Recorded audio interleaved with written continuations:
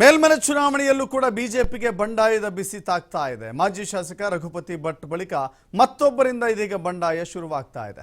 ನೈಋತ್ಯ ಶಿಕ್ಷಕರ ಕ್ಷೇತ್ರದಲ್ಲಿ ಬಂಡಾಯ ಸಾರಿದ್ದಾರೆ ಹರೀಶ್ ಆಚಾರ್ಯ. ಮಾಜಿ ಶಾಸಕ ರಘುಪತಿ ಭಟ್ ಕೂಡ ತಮಗೆ ಟಿಕೆಟ್ ಸಿಕ್ಕಿಲ್ಲ ಅಂತ ಅಸಮಾಧಾನವನ್ನು ಹೊರಹಾಕಿದ್ರು. ಆದರೆ ಇದೀಗ ಹರೀಶ್ ಆಚಾರ್ಯ ಸರದಿ. ಮಂಗಳೂರು ವಿವಿ ಸಿಂಡಿಕೇಟ್ ಮಾಜಿ ಸದಸ್ಯರಾಗಿದ್ದಂಥ ಹರೀಶ್ ಆಚಾರ್ಯ ಪದವೀಧರ ಶಿಕ್ಷಕರ ಕ್ಷೇತ್ರಗಳನ್ನು ಬಿಜೆಪಿ ಕಡೆಗಣನೆ ಮಾಡಿದೆ ಅಂತ ಆರೋಪ. ಈ ಹಿನ್ನೆಲೆಯಲ್ಲಿ ಬಂಡಾಯ ಸ್ಪರ್ಧೆಗೆ ಮುಂದಾಗ್ತಾ ಇದ್ದಾರೆ ಹರೀಶ್ ಆಚಾರ್ಯ.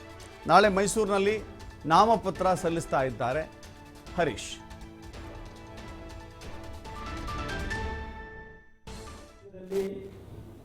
ಬಹಳ ದೊಡ್ಡ ಸಂಖ್ಯೆಯಲ್ಲಿ ಶಿಕ್ಷಕರು ಮತ್ತು ಪದವೀಧರರು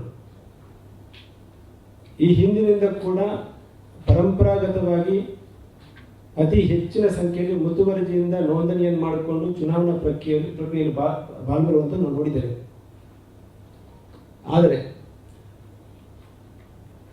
ಈ ಸಂದರ್ಭದಲ್ಲಿ ಯಾವುದೇ ರಾಷ್ಟ್ರೀಯ ಪಕ್ಷಗಳು ಕರಾವಳಿಯ ಜಿಲ್ಲೆಗಳಿಗೆ, ಕರಾವಳಿಯ ಭಾಗಕ್ಕೆ ಯಾವುದೇ ಪ್ರಾತಿನಿಧ್ಯವನ್ನು ನೀಡದೆ ಶಿಕ್ಷಕ ಕ್ಷೇತ್ರ ಮತ್ತು ಪದವೀಧರ ಕ್ಷೇತ್ರಕ್ಕೆ ಅವರು ಬೆಂಬಲವನ್ನು ವ್ಯಕ್ತಪಡಿಸಿ ಅಭ್ಯರ್ಥಿಗಳ ಹೆಸರನ್ನು ಘೋಷಣೆ ಮಾಡಿದ್ದಾರೆ.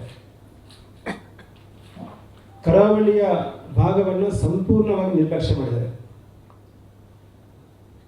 ಕರಾವಳಿಯ ಸ್ವಾಭಿಮಾನ ಏನಿದೆ ಆ ಸ್ವಾಭಿಮಾನವನ್ನು ಕೆದಕುವಂತ ಕಾರ್ಯವನ್ನು ಮಾಡಿದ್ದಾರೆ. ಈ ಹಿನ್ನೆಲೆಯಲ್ಲಿ ಕರಾವಳಿಯ ಮಹತ್ವವನ್ನು ತೋರಿಸುವ ನಿಟ್ಟಿನಲ್ಲಿ, ಕರಾವಳಿಯ ಸ್ವಾಭಿಮಾನದ ಹಿನ್ನೆಲೆಯಲ್ಲಿ ಈ ಬಾರಿಯ ನೈಋತ್ಯ ಶಿಕ್ಷಕರ ಕ್ಷೇತ್ರದ ಚುನಾವಣೆಯಲ್ಲಿ ನಾನು ಅಭ್ಯರ್ಥಿಯಾಗಿ ಸ್ಪರ್ಧೆ ಮಾಡಲಿಕ್ಕೆ ತೀರ್ಮಾನ ಮಾಡಿದ್ದೇನೆ.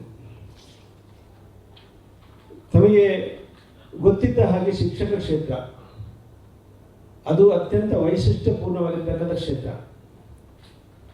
ನೀವು ಕರಾವಳಿ ಜಿಲ್ಲೆಗಳಂತೂ ಅದು ಪ್ರಾಥಮಿಕ ಶಿಕ್ಷಣ ಇರ್ಬೋದು, ಪ್ರೌಢ ಶಿಕ್ಷಣ ಇರ್ಬೋದು, ಅಥವಾ ಕಾಲೇಜು ಶಿಕ್ಷಣ ಇರ್ಬೋದು, ತಾಂತ್ರಿಕ, ವೈದ್ಯಕೀಯ ಅಥವಾ ವೃತ್ತಿಪರ ಶಿಕ್ಷಣ ಇರ್ಬೋದು, ಈ ಎಲ್ಲ ಕ್ಷೇತ್ರಗಳಲ್ಲಿ ರಾಜ್ಯದಲ್ಲಿ ವಿಶಿಷ್ಟವಾಗಿರ್ತಕ್ಕಂಥ ಸಾಧನೆಯನ್ನು ಮಾಡಿರ್ತಕ್ಕಂಥ ಹೆಗ್ಗುರುತು ಅನ್ನೋ ರೀತಿಯಲ್ಲಿ ತೋರಿಸುವಂಥ ಒಂದು ಶೈಕ್ಷಣಿಕವಾಗಿ ಹೆಗ್ಗುರುತು ಅನ್ನೋ ರೀತಿಯಲ್ಲಿ ತೋರಿಸುವಂಥ ಜಿಲ್ಲೆ ಇದೆ. ಇಲ್ಲಿಯ ಶಿಕ್ಷಕರ ಪಾತ್ರ ಕೂಡ ಅತ್ಯಂತ ಹಿರಿದದ್ದು. ನೀವು SSLC ನೋಡ್ಬೋದು ಅಥವಾ PUC ನೋಡ್ಬೋದು.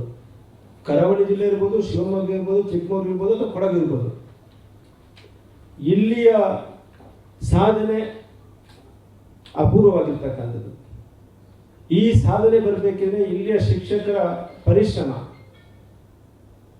ಶಿಕ್ಷಕರ ಬದ್ಧತೆ, ಅವರ ವೃತ್ತಿಪರತೆ ಅತ್ಯಂತ ಮುಖ್ಯವಾಗಿರ್ತಕ್ಕಂಥದ್ದು.